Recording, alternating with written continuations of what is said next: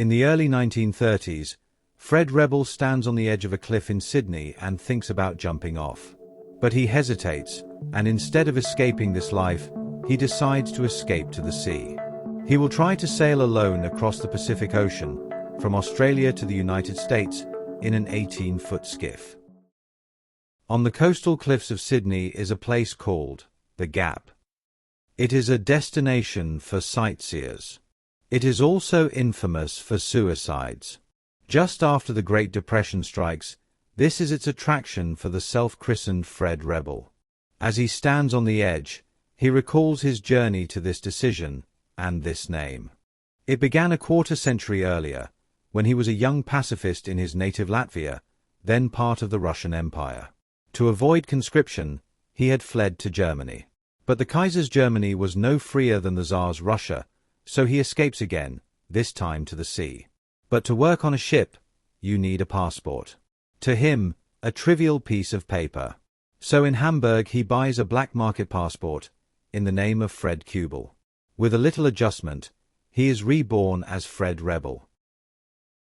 In 1909, aged 23, he decides to settle in Australia. In the 20 years since, a failed farm, a failed marriage, unemployment, and an unrequited love bring him to this spot. As he ponders his final act, something occurs to him. My sufferings are, after all, only in my mind. A mariner does not scuttle his ship to rid it of infesting rats.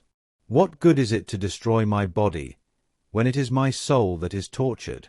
And if the soul is everlasting, wouldn't the pain continue? He doesn't believe in God or an afterlife, but what if he is wrong? This needs further thought, so he steps back from the edge and goes to the public library to study the issue. Then he decides, I will not escape this life, instead, I will start another life. In America. So he calls on the American consul, who tells him he will be years on the waiting list before he might eventually be admitted. But Fred tells him, in a short while, I shall be in the United States. Moreover, I shall stay there as long as I like. And I shall leave when, and if, I want to leave. Over the next year, he takes low-paying jobs and saves enough money to buy a boat. It is an 18-foot, 5.5-meter, sailing skiff. It is not designed for the open ocean, but instead for leisurely sailing and racing on the sheltered waters of Sydney Harbour. This is what he will use to sail to America. He modifies the boat to make it stronger and more stable. For shelter, he contrives a canvas hood to cover the open cockpit. He names the boat Elaine after the last woman to break his heart. Now he needs to learn how to sail and how to navigate. He meets the first need through more library study and a few trial sails on Sydney Harbour. He meets the second by buying a 70-year-old book on celestial navigation, which he will read on the journey. He needs navigation instruments but cannot afford to buy them. So instead, he makes his own.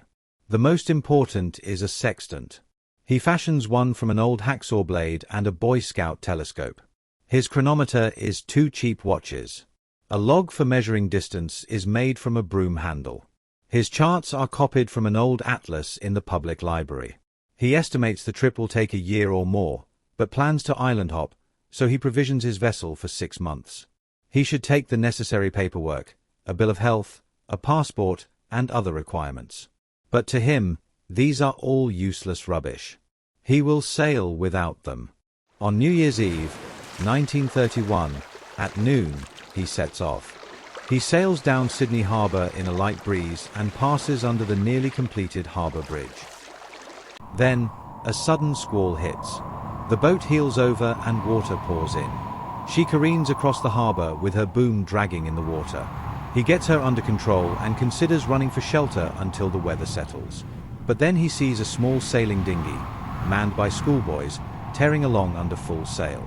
If they have the courage to carry on, so can I, he thinks. So he keeps going. He passes through the heads and into the open sea. And then, he is seasick. He watches the receding land until the stars appear. Then he lashes the tiller and sleeps. The next morning, he raises the mainsail and heads due east. For a month, he sails onward, and his confidence in the boat grows.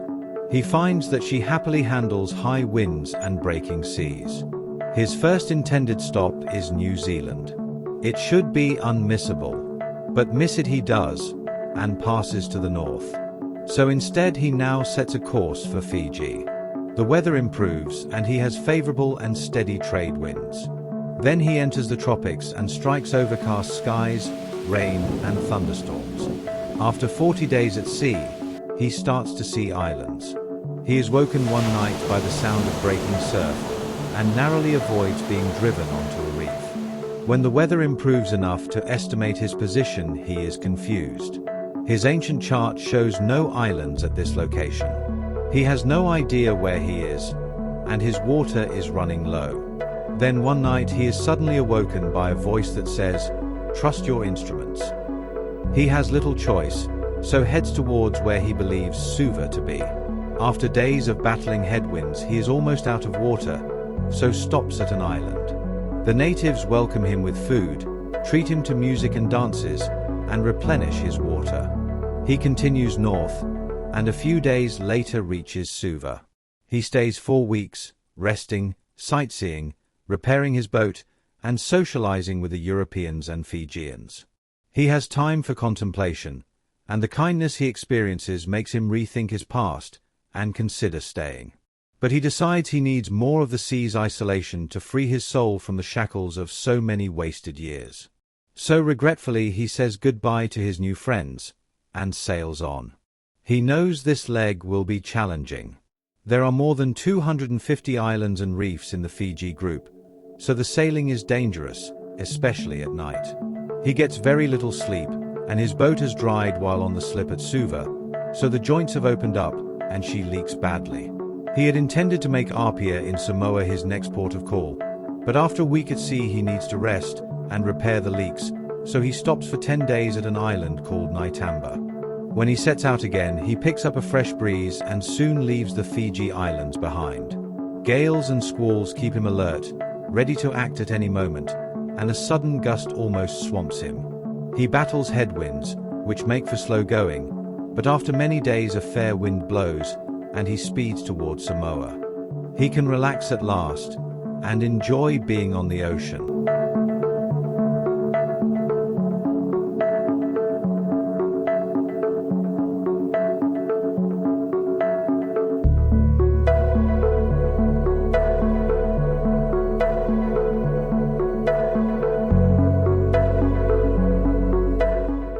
He is enchanted by the schools of small fish that follow his boat, and the dolphins that rise beside it, and the birds that soar above. After 3 weeks, the town of Apia gradually rises from the sea. During his 5-week stay, he is impressed with the bounty of the land.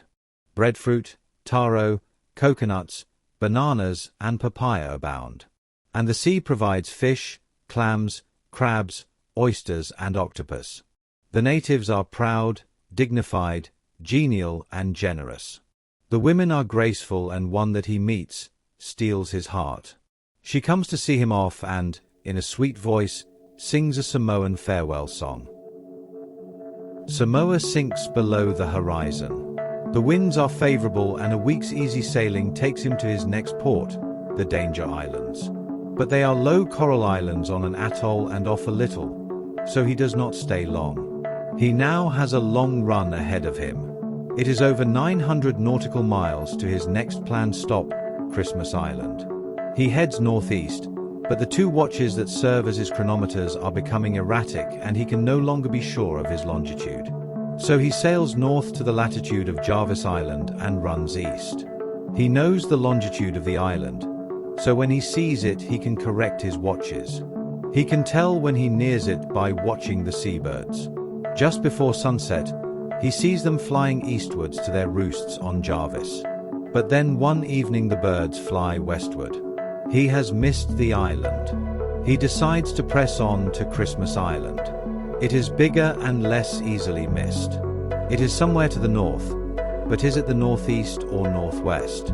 If he misses it, he will sail out into the empty wastes of the northern Pacific. He studies his old navigation book and finds that it is possible to calculate longitude by observing the distance between the sun and the moon. It requires both to be in the sky at the same time and involves complex calculations. Luckily, one evening he is becalmed, and both bodies are visible, and he takes the needed readings. He can now set his course. More than 5 weeks after leaving Danger Island, he sees Christmas Island. The island is one large coconut plantation, managed by Paul Rougier, a tall and distinguished-looking Frenchman. Fred stays for a week, sleeping in a comfortable bed and eating fine French food. When Monsieur Rougier finds out Fred is traveling to America, he tells him of his own difficulties with its border bureaucracy. Fred will surely need a passport to enter, so he draws up his own, and Rougier stamps it. The next day, he leaves for his longest run yet, of over 2,000 nautical miles to Honolulu. He again enters the equatorial doldrums, with its alternating calms and frightening squalls.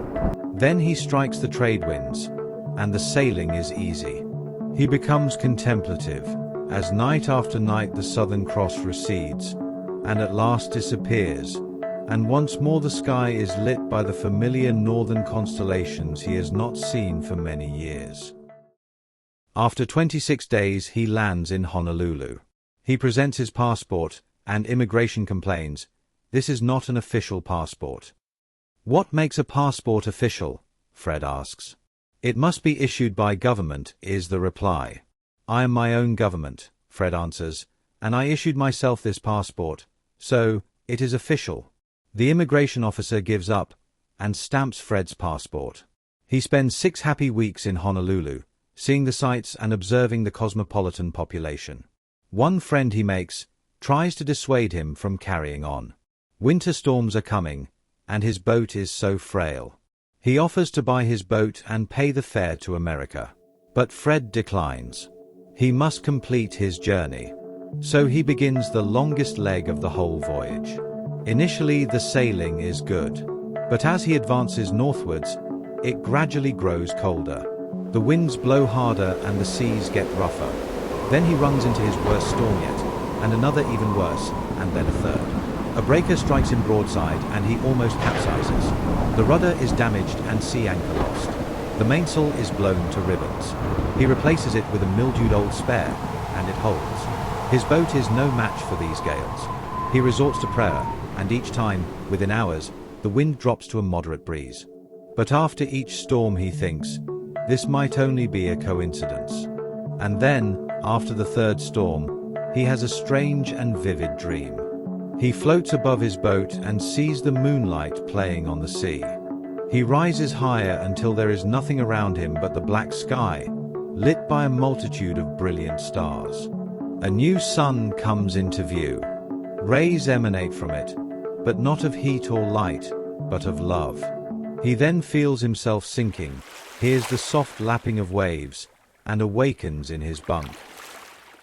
On January 8, 1933, a week after the storms abate, he moors off Cabrillo Beach, San Pedro, Los Angeles. He has been on the sea for a year and a week. His voyage is the first recorded lone west-to-east crossing of the Pacific. He has sailed more than 9,000 nautical miles, and his journey is over. He had told the U.S. consul in Sydney, "In a short while, I shall be in the United States." It had taken a year of preparation, and more than a year of sailing, but he had been right. Shortly after arrival, an immigration official interviews him and wants to know if he is an anarchist or a communist, if he is religious, and why he doesn't have a visa. He asks Fred, if you were ordered to leave the country within 2 months, would you obey that order? Fred says he would not, and is arrested. But his story is in the papers and newsreels and has spread all over the country, and he has become something of an embarrassment for authorities. So he is released from detention. He receives many invitations to Hollywood functions, and for a while there is even talk of making a movie about his journey. It takes the American government 2.5 years to decide what to do with him, and in that time he grows anxious to return to the country of his birth, and so is calm and happy when they deport him. He had also told the consul in Sydney, "I shall stay in America as long as I like, And in this too, he was also right.